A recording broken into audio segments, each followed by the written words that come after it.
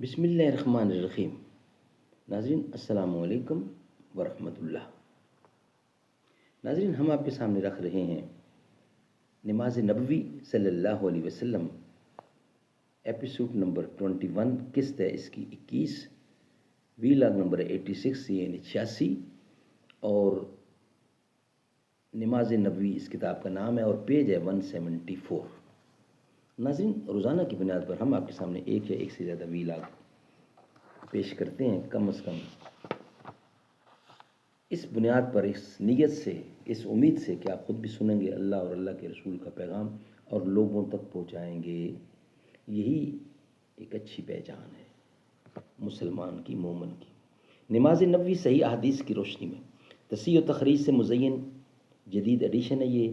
ترتیب ڈاکٹر شفیق الرحمان، تحقیق و تخریج ابو الطاہر حافظ زبیر علی زئی۔ ناظرین تکبیر سے لے کر سلام تک احکام و مسائل کا انسائکلوپیڈیا ہے یہ کتاب، یعنی نماز نبوی صحیح احادیث کی روشنی میں۔ نحمدہ ونصلی علی رسولہ الکریم، بسم اللہ الرحمن الرحیم۔ اگر ملک ہاتھوں سے جاتا ہے جائے، تو احکام حق سے نہ کر بے وفائی۔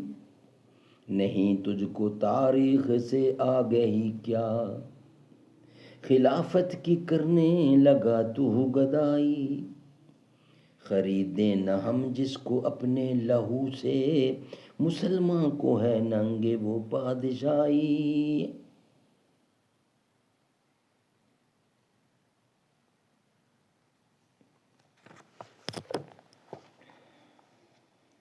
اکیس نمبر ایپیسوڈ ہے، 86 نمبر ویلاگ ہے، صفحہ نمبر 174۔ سیدنا عبداللہ بن عباس۔ ناظرین یہ ہیڈنگ چل رہا تھا امامت کے چند مسائل۔ رسول اللہ صلی اللہ علیہ وسلم اپنے اعتکاف والے حجرے میں نماز پڑھی اور لوگوں نے حجرے سے باہر آپ کی اقتداء میں نماز ادا کی۔ معلوم ہوا کہ امام اور مقتدیوں کے درمیان اگر کوئی دیوار وغیرہ حائل ہو تو نماز ہو جائے گی۔ سیدنا عبداللہ بن عباس رضی اللہ کہتے ہیں کہ میں رات کی نماز میں نبی اکرم صلی اللہ علیہ وسلم کی بائیں طرف کھڑا ہوا۔ آپ نے میرا ہاتھ اپنی پیٹھ کے پیچھے سے پکڑا اور مجھے اپنی دائیں طرف کر دیا۔ اس سے معلوم ہوا کہ نوافل کی جماعت میں تکبیر اقامت نہیں ہے، اور اگر اکیلے آدمی نے نماز شروع کی پھر دوسرا بھی اس کے ساتھ آ ملا تو پہلا نمازی امامت کی نیت کرے گا، نماز جاری رکھے گا۔ سیدنا جابر رضی اللہ کہتے ہیں کہ میں نماز میں نبی اکرم صلی اللہ علیہ وسلم کے پیچھے کھڑا ہو گیا تو آپ نے میرا کان پکڑ کر مجھے اپنے دائیں جانب کر لیا۔ یہ ایک سفر کا واقعہ ہے، اس میں رسول اللہ نے ایک ہی چادر میں نماز پڑھی۔ تنبیہ، اس میں ان لوگوں کی تردید ہے جو انتہائی غیر ذمہ داری سے یہ کہہ دیتے ہیں کہ نبی اکرم نے کبھی ننگے سر نماز نہیں پڑھی۔ اگر مقتدی ایک ہو تو وہ امام کی دائیں طرف اور اس کے برابر کھڑا ہوگا۔ سیدنا بلال رضی اللہ عنہ کو دیکھ کر سیدنا بلال رضی اللہ رسول اللہ صلی اللہ علیہ وسلم کو دیکھ کر تکبیر کہتے اور آپ کے مصلی پر کھڑے ہونے سے پہلے تکبیر کہی جاتی اور لوگ صف بندی کر لیتے۔ سیدنا انس رضی اللہ کہتے ہیں کہ میں نے جماعت میں آپ صلی اللہ علیہ وسلم کے دائیں طرف کھڑا ہوا اور ایک عورت ہمارے پیچھے کھڑی ہوئی۔ میں آپ کے دائیں طرف کھڑا ہوا اور ایک عورت ہمارے پیچھے کھڑی ہوئی۔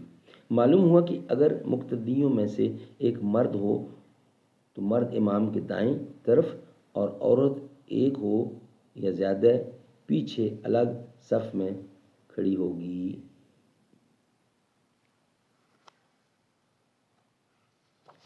ناظرین یہ ویلاگ ہمارا یہیں مکمل ہوتا ہے۔ انشاءاللہ اس کا کچھ حصہ ہے وہ ہم آپ کے سامنے رکھیں گے، مگر نیکسٹ ویلاگ کی صورت میں۔ یہ ویلاگ ہمارا یہاں ہی مکمل ہوتا ہے۔ یہ وہ در ہے جس در پہ خیرات آ کر گدا تو گدا انبیاء مانگتے ہیں. یہ وہ در ہے جس در پہ خیرات آ کر، یہ وہ در ہے جس در پہ خیرات آ کر گدا تو گدا انبیاء مانگتے ہیں. گدا تو گدا انبیاء مانگتے ہیں.